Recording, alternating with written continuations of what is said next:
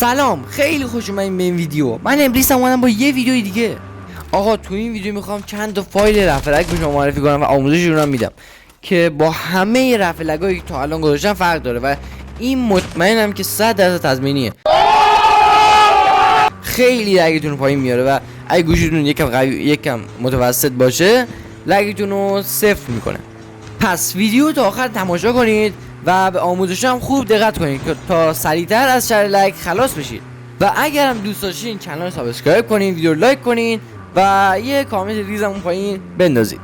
سابسکرایب لایک که برای شما فقط یه دکمه است ولی خیلی به انرژی میده و میتونم ویدیوی بعدی رو با انرژی و کیفیت خیلی بیشتری برای شما آپلود کنم. و حتما داخل چنل تلگرام هم جوین بشین و اینستاگرام من رو فالو کنین که الان دارم تو اینستاگرام فعالیتمو بیشتر میکنم و هر برنامه و فایل و هر چیزی که توی ویدیو معرفی میکنم و داخل چنل تلگرام هم میذارم و اونجا اخبارم داریم میذاریم که میتونید اونجا از جدیدترین اخبار کال آف دیوتی موبایل با خبر بشید. و لینک چنل اینستاگرام و تلگرام هم داخل کامنت ها هستش. خب سریع بریم سراغ ویدیو. اولین کاری که باید انجام بدید اینه که این دو تا برنامه رو دانلود کنید که لینکش رو چنل تلگرام هم گذاشتم و اول باید حتما این برنامه رو دانلود داشته باشین تا بتونیم این کارا رو انجام بدیم. باید اول وارد این برنامه‌ای که الان علامت زدم بشید. بعد از اینکه وارد برنامه میشید باید اینجا اجازه که میخوادش بدید و با همین صفحه روبرو میشید. بعد روی سه خط بالا بزنید و وارد گزینه اسکریپت منیجر بشید. این گزینه و وقتی وارد این گزینه میشید اینجا باید اون گزینه بالا رو اینور بکشید و این گزینه رو فعال کنید. بعد روی گزینه به اضافه بزنید و اینجا کریت رو بزنید. و الان باید وارد فایلتون بشید، فایل منیجر خود گوشیتون. این برنامه الان نه، این هم فایلایی هست که من براتون توی اینستاگرام توی تلگرام میذارم. اینجا باید اسم این فایلایی که من بهتون دادم رو کپی کنید، کل اسمشون هیچی نباید فرق داشته باشه، باید تمام اسمشون رو کپی کنید و وارد این برنامه کنید، اینجا بزنید و این پوشه رو بسازید. وقتی اینجا ساختید میرید وارد این برنامه‌ای که الان گفتم اول باید نصب کنید بشید. اینجا وارد الان برنامه میشم. وقتی اینجا وارد برنامه شدید بعد اون فایلی که گفتم بزنید روش و ادیت رو بزنید. وقتی روی ادیت زدید اینجا کد نویسی هاشو براتون میاره و شما باید از کد 3 به پایین، اون 1 2 3 داره، از همه کد 3 رو باید دانلود کنید. 2 1 رو نمیخواد، 2 1 خودش داره. بس کل 3 به پایین رو باید چی کنید؟ کپی کنید، کلش رو کپی میکنید و الان کپی میکنم. بعد این کپی کردید باید وارد این برنامه بشید و اینجا همه چی کپی کردید رو بذارید. و من اینجا چون بالای 2 1 هم تا چی کپی کرده بودم الان ایران حذف میکنم.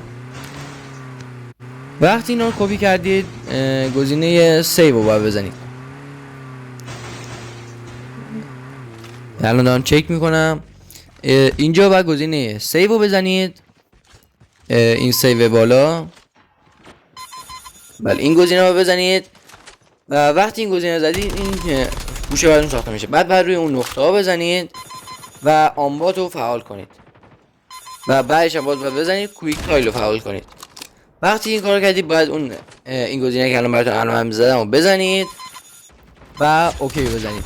وقتی اوکی زدید دیگه تموم شد و یعنی این فایل برای شما کار میکنه و بقیه فایل ها هم همینجوری میارید که من الان براتون یکی دیگه هم انجام میدم. بقیه فایل ها هم باید همینجوری بیارید.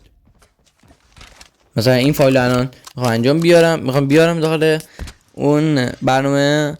اول اسمشو کپی میکنم،